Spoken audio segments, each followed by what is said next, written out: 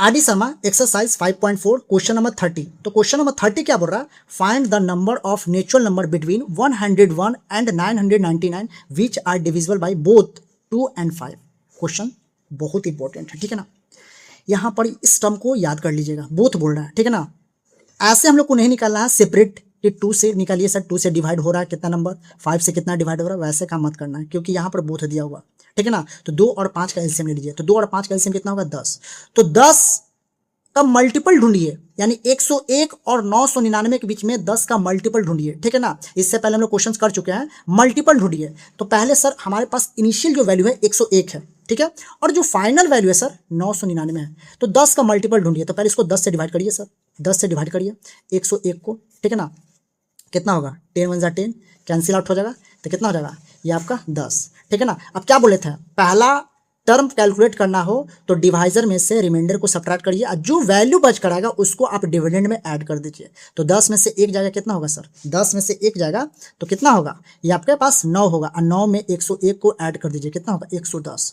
तो जो हमारा फर्स्ट टर्म कैलकुलेट होकर आया 110, तो इसका जो फर्स्ट टर्म होगा सर 110 निकल कर आएगा, ठीक है। अब 110 में 10 को ऐड ऑन कर दीजिए, क्योंकि 2 और 5 का एलसीएम कितना लिया 10, तो 10 ऐड ऑन कर दीजिए, 120 130 140 डॉट डॉट डॉट और 99 पे आइए, ठीक है ना। इसको भी 10 से डिवाइड कर दीजिए, तो 10 से डिवाइड करिएगा कितना होगा, यानी इसको कर दीजिएगा 10 90 9, ठीक है, फिर 9 यहाँ पे कितना हो जाएगा, फिर 9 90 कैंसिल, कितना होगा 9, ठीक है ना।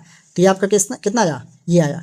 तो इसको क्या करिएगा ना, डिविडेंड में से रिमाइंडर को सब्ट्रैक्ट करिए, यानी 999 में से 9 को सब्ट्रैक्ट करिएगा 0, कितना होगा 9 9, यानी 990 आपका nth टर्म आएगा। कितना आएगा सर 990 nth टर्म आएगा, जो 10 से कंप्लीटली डिविजिबल होगा, ठीक है ना।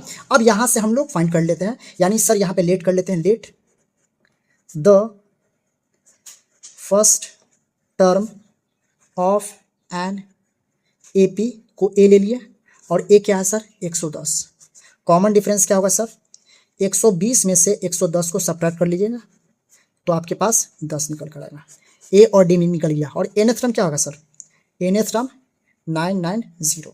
हम लोग का मेन मोटिव क्या है, एन को फाइंड करना, एन को फाइंड करना, ठीक है।